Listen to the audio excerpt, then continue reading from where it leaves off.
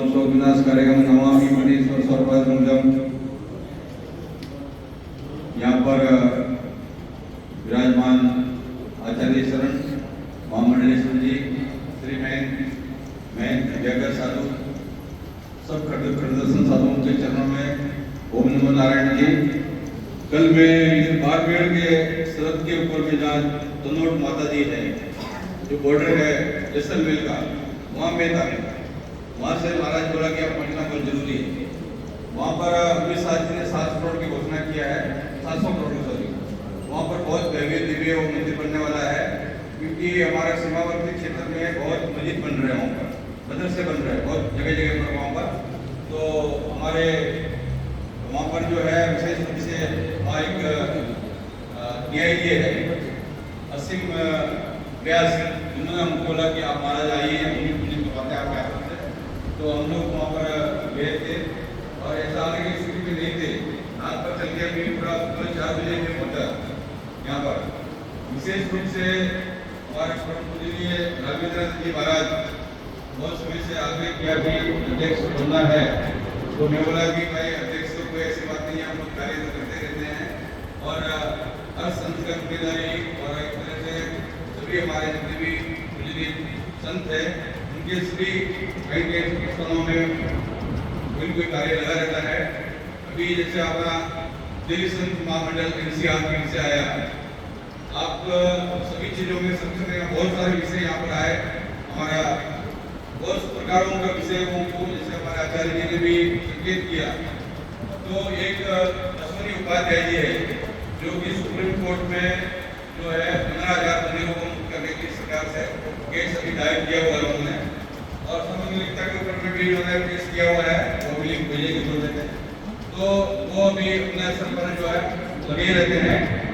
और अभी क्या है कि मान लीजिए कि एक समय में ऐसा उन्होंने टिप्पणी कर दिया था जो है पूरा बीजेपी का प्रमुखता हो गया, होगी उनको जेल करने की स्थिति आया तो उस टाइम सारे वकील सारे जेल में भेजी। तो वो सभी संतों महात्माओं के लिए जैसे कि आपने बोला इस मामले को रोक सकता है एक ही व्यक्ति ऐसा है। और क्या होता है कि मान लीजिए कि अपने यहाँ पर महाराज श्री ने बोला उनका तो आदर करते हैं, महाराज जी ने बोला भाई कि शक्ति प्रदर्शन करना है, परंतु अपने को क्या है कि कानून अपने हाथों में नहीं लेना है। अपने विशेष रूप से बहुत संविधान ने हमें अधिकार दिया हुआ है, ऐसी बात नहीं है। अब मान लीजिए कि महाराज श्री ने बोला कि प्रकृति को जो बिगाड़ने वाला उसको किसी को भी अधिकार नहीं है। एक जज है एक हाई कोर्ट का जज सुप्रीम कोर्ट का, उसके ऊपर भी महायोग चल सकता है, ऐसी बात नहीं है। पहले भी भारत में जो है संविधान वगैरह भारत में जो आपके पार्लियामेंट में लोकसभा वगैरह के ऐसे प्रस्ताव आए और बहुत से जजों को प्रकाश भी किया है, ऐसे मामले आए बहुत बार, ऐसी बात नहीं है। तो कोई जज ईश्वर नहीं है और वो न्यायमूर्ति है, तो आप लोगों को न्यायमूर्ति बनाया है, वैसी कोई बात नहीं है। और ऐसा स्थिति आया कि हिंदू आप लोग इतना संख्या में मान लीजिए कि भारत के अंदर में जैसे अपने पाकिस्तान के जो बंधु यहाँ बैठे हैं, पाकिस्तान में अमीर सिंह जी भी रहते हैं जो थार पार में रहते हैं, वो अपना उनका राज चलता है, हजारों वहाँ पर है, उनके मुसलमान भी डर के रहते हैं। तो ऐसी बात नहीं है, जो व्यक्ति जहाँ पर रहता है वो शक्ति अपनी शक्ति को जो है, तो आपको ये भी विश्लेषण करना है कि वहाँ से जो आ रहे हैं पाकिस्तान से वो लोग क्यों आए वहाँ पर। तो अपने जगह पर तो अपने को सेफ भी होना है गैस में है। तो मान लीजिए कि ऐसी परिस्थिति आपने जैसे बोला, तो अपने लड़ने की अपने में भी सुनता तो होना चाहिए ना जी, विशेष रूप से। तो मैं किसी का अपमान करने के लिए नहीं बोल रहा हूँ, मेरे मन में एक भावना है कि देखिए अभी हम लोग का इतना वहाँ पर मैं जाके देखा कि बॉर्डर के ऊपर में जो अपने सीमा सुरक्षा बल के अधिकारी है वो लोग उन लोगों को जो है चाय पत्ती चीनी और भोजन वगैरह दे रहा है। मैं बोला तो शुक्रों को क्यों पाल रहे हो आप, ये बंद करना चाहिए आप लोगों को। तो एक वहाँ पर भगत था मुंबई का, नाम नहीं लूँगा, कि 25 लाख रुपए मैं घोषणा करता हूँ कि इनको राशन बांधो कि भूखे मर रहे हैं। स्थिति वो पाकिस्तान की बहुत खराब है, बहुत स्थिति कि वहाँ सैनिक जो है बेचारे बकरी चला रहे हैं, भैंस चला रहे हैं बाहर में, ना कोई बाढ़ किया ना कोई कार किया हुआ है, वहाँ बहुत स्थिति है। मैं पूरा सीमा सुरक्षा जो है पूरा निरीक्षण करके आया पूरा, है ना जी। तो वहाँ बहुत स्थिति खराब है उन लोगों की, उन्होंने खुद अपनी तरफ से कृत्य कर रखा है। हम लोगों ने 30 फुट कहीं 40 फुट कहीं 20 फुट ऐसा तारबंदी किया हुआ अपने भारत की तरफ से। सड़क वगैरह अभी जैसे मोदी जी आया जब से सड़क बहुत अच्छी बन गई, बॉर्डर तक सड़क वगैरह चली गई है, पहले भी सड़क भी वहाँ से नहीं थी, जो अब जो है बॉर्डर तक सड़क वगैरह जो 4 लेन वहाँ पर पहुँच गया है। तो अपने तरह से पूरा मजबूती से हम लोग हैं, ऐसी बात नहीं है। और एक दिन ऐसा आएगा कि ये पाकिस्तान वगैरह सब भारत में मिलने वाला है, दिन आप की ये खुद ही कहेंगे कि हमें ले लो, ऐसी स्थिति आने वाली है। तो आप लोग खुद देखेंगे कि बहुत लोगों ने बोला देखा होगा कि इन्होंने 200 साल अंग्रेजों ने यहाँ राज किया और वहाँ पर एक भारतीय प्रधानमंत्री बन गया भारतीय मूल का। तो अफ्रीका में भी ऐसी स्थिति आने वाला है कि भारतीय मूल का प्रधानमंत्री वहाँ भी बनेगा, ऐसी बात नहीं है। तो ये विश्व शक्ति बनना मोदी जी का एक प्रयास है और आप देख रहे हैं धीरे धीरे विश्व शक्ति जो है भारत बनने जा रहा है, ऐसी बात नहीं है। और ऐसे स्थिति में हमारा दिल्ली NCR, जहाँ दिल्ली में राजधानी में संत लोग, दिल्ली राजधानी में हम लोग रहते हैं, तो हमारा भी बहुत बड़ा कर्तव्य बन जाता है हम लोग सभी का। हमारे जो संतों ने बहुत बड़ा जो आपका NCR दिल्ली संत महामंडल ने बहुत प्रयास किया है और हमेशा से आपका प्रयास करते रहते हैं। और अच्छी बात हुई कि बीच में कुछ लोग बोले कि भाई हम लोग किसी में मिले नहीं करेंगे।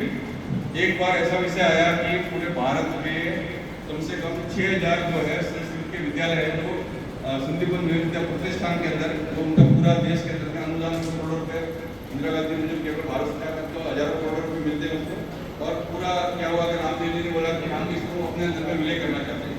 तो उस दिन कोई भी उसका विरोध करने के लिए तैयार नहीं था। वो बोले कि हम भारत सरकार को इतना पैसा देंगे और जो ये विलय करेंगे। तो मैंने सबसे पहले केरला कर्नाटक 150 आदमियों को दिल्ली में लाकर जो है विरोध करवाया और उसके बाद में सरकार ने मुद्दा वापस ले लिया जी। प्रयास तो करना चाहिए। तो पूरा जो है अभी संदीपन के जितने भी विद्यालय है अभी इस में वो जो है परिषद बन गया है, जो राष्ट्रीय परिषद बना दिया, बोर्ड बना दिया। और जैसे बोर्ड में परीक्षा होती है पहले कोई मान्यता भी नहीं थी, तो अभी व्यवस्थित सारी चीज़ें वो धीरे धीरे हो रहा है सब चीज़ों का। तो ऐसे ही हमारे दिल्ली के अंदर में बहुत सारे, जैसे आप लोग पहले एक बार ऐसा हुआ था कि कोई भी जानवर कोई भी गाय नहीं रखेगा, तो आप लोग संदेश किया, मुख्यमंत्री से मिले तो उन्होंने कहा वो प्रस्ताव वापस लिया। एक बार में जब वो दूसरे अपने मुख्यमंत्री थे जब उसमें से आया था कि भाई जो ये बहुत सारा विषय ऐसे लेकर हम लोग कई बार गए थे हैं। तो ये विशेष रूप से आप सबसे निवेदन कि मान लीजिए कि हमारी जो परंपरा है उन परंपराओं का निर्वाह तो हमें करना ही पड़ेगा। ऐसी बात नहीं है कि मान लीजिए कि हमारे किसी लड़के का वैदिक सनातन धर्म के वहाँ पर किसी व्यक्ति का विवाह होता है, तो उसमें विवाह में जितने भी बंधु होते हैं तो 100 रुपये चाहे 50 रुपये को व्यय करने की परंपरा है। हमारे हजारों सालों की लाखों सालों की हमारे सभी अखाड़ों में परंपरा है कि भंडारा होना। हमारे गुरुकुल का संस्कृति का आयोजन होता है, भंडारा कोई खुली चीज नहीं है। और उसमें मान लीजिए कि अब मैं अपनी समाधि पर गुरु जी का हमारा 25 समाधि है मंदिर में, आप कहोगे मैं वहाँ जाकर धरना बनकर वहाँ भंडारा करूँगा, क्यों करूँगा भाई? वहाँ जो आप बोलोगे करूँगा, इसकी बात नहीं है। अध्यक्ष के नाते जो भी आपने जिम्मेदारी उसको निर्वाह करना पड़ेगा, परंतु मैं अपने निवेदन जरूर करूँगा।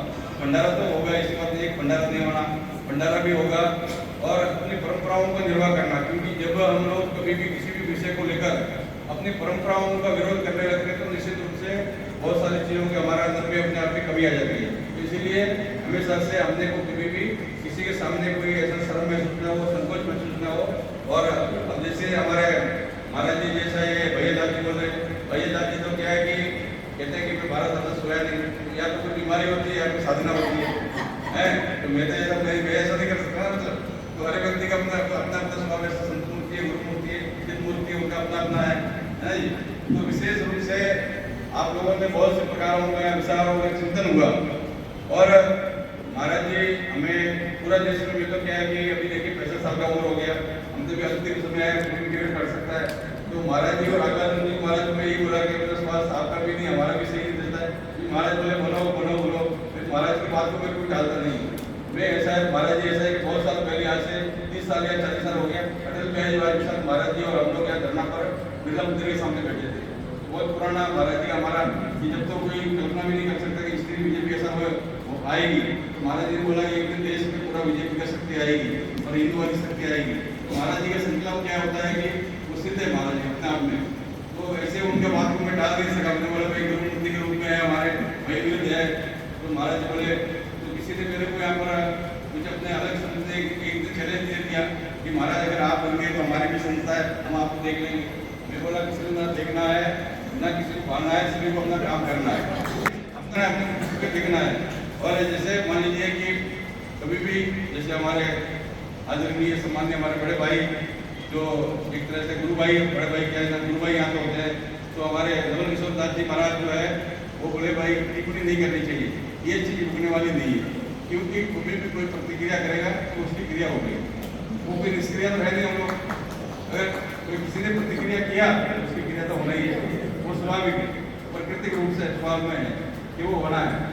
भाई आपने सामने वाला आदमी कोई ऐसी स्थिति है, महात्मा जी ने एक थप्पड़ मारा दूसरा गाल आगे कर देंगे, ऐसे स्थिति ऐसे संत तो हम लोग ठीक है नहीं। देश को चलना इस टाइम में जो है, एक बीजेपी का बहुत बड़ा नेता हमारे पास आया कि महाराज ये समझते हैं कि आप ये हम लोग ऐसा करेंगे, तो हम लोग नहीं कर रहे क्या, ये बोला नींव जो है ये देश में जो आप लोग इस टाइम वर्तमान सत्ता में है, नींव साधु है, आत्मा है, भगवत नींव है, ये नीचे से नींव बैठ के दुकान गिर जाएगा। इसलिए आप अपना घमंड मत करें कि ये कोई जो है MP MLA मुख्यमंत्री है नहीं है, इसका विषय नहीं है। साधु जो है वो भारत में एक भारत की आत्मा है, और आप जो वर्तमान में सत्ता में लोग हैं उनकी जो नींव जो है वो साधु है, मूल जो है उनका चिंतन जहाँ से लेके चले। वो आज भी कोई भी दूसरा आदमी टिप्पणी करता चाहे भारत का कोई पत्रकार है, बुद्धिजीवी है, वो एक ही कहता है, बीजेपी नहीं कहता, वो कहता है भगवान है, भगवान है किसी वजह से आया, आप संतों की वजह से आया। तो ये उसी में मूल में जो है वो मूल में चिंतन इस बात का है कि विशेष रूप से हमारा विशेष पहले भागवत जी से मीटिंग हुआ नोएडा के अंदर में, तो भागवत जी से विशेष निवेदन किया कि जो ये तमिलनाडु के अंदर में एक महात्मा है नटराजन, जो 40,000 करीब मंदिरों का जीवनदान किया होते, वो क्या होता है कि जैसे बहुत से लोग पुराने पुजारी है तो उनके लड़के पढ़ लेते हैं, अंग्रेजी बार पढ़ लिया तो नौकरी करने लग जाते हैं, तो उसकी जो जमीन है वो ईसाई वगैरह मुसलमान खरीद के उसको मस्जिद कहीं गिरजाघर बनाते हैं। तो इसके लिए चिंतन कुछ होना चाहिए। तो भागवत जी ने मेरे से बोला कि भाई ऐसा है कि मैं विश्व हिंदू परिषद से बात करूंगा। मैं बोला वो तो आपका आंशिक संगठन है, आपको आदेश देना है, बात क्या करना है। तो कुछ चीज़ें ऐसे होता है कि तत्काल निर्णय लेना पड़ता है ना जी। तो ये कुछ हमारी परंपरा है। मान लीजिए कोई कहने लगे कि रामायण में हम सोचेंगे, विचार करेंगे, संतुलन करेंगे, तो वो हमारे लिए शत्रु है, क्योंकि हमारे धर्मशास्त्रों का निर्देश पर साधु संत चलते हैं। ये शास्त्रों का जो निर्देश है और उसमें बोले कि संतुष्ट करूंगा तो उसको हम सेवा करने के लिए तैयार नहीं, चाहे कोई भी हो ना जी, चाहे ईश्वर का अवतार लेके भी आप उसको भी सेवा करने के लिए नहीं है ना जी। उन परंपराओं को जो है वो हमारे को सबको निर्वाह करना है। और आप लोगों का जो भी ये मान लीजिए कि आपने बोला संविधान का कानून जो है इसको रद्द होना चाहिए, ये रद्द हो जाएगा। आप सबका आशीर्वाद होगा तो ये रद्द हो जाएगा, ऐसी बात नहीं है। ये मैं आपको विश्वास दिलाता हूँ। और अभी बहुत जल्दी हम लोग मीटिंग करेंगे और ऐसे लोगों को खड़ा करेंगे। आने वाले समय में भी high court, lower court, supreme court, इसमें अपने वकीलों को करना चाहिए। तो पैसा आप सुप्रीम कोर्ट में इकट्ठा करेंगे कि हर जगह पर कोई ऐसा मामला आया भारत के ऊपर से तो हम लोग जो है न्यायालय में जाए। बहुत से मुसलमान ऐसा है कि जो है अदालत में चले जाते हैं, बहुत बड़े बड़े मामले फंसा हो जाता है। तो इसीलिए हमारा राम जन्मभूमि हम लोग इतना सालों से संघर्ष किया, जो आखिरी न्याय के रास्ते से हमें प्राप्त हुआ है ना जी। चाहे प्रयास जो है मोदी जी हो, योगी जी हो, अशोक सिंह जी हो, सबका प्रयास, संतों का प्रयास, परंतु जो है न्याय के रास्ते से हमें प्राप्त हुआ। तो इसीलिए हमें भारत में कोई भी कानून को अपने हाथ में लेकर हमारा जो संविधान ने अधिकार दिया उसी के रास्ते हम चलकर बहुत से कार्यों को हम जीत सकते हैं और हम लड़ सकते हैं। और विशेष रूप से जितने भी संत महात्मा यहाँ आए हैं सबका मैं अभिनंदन निर्देश करता हूँ कि मेरे लिए समर्थन किया, तो मैं जो है सबका अभिनंदन करता हूँ। और ओम नमो नारायण।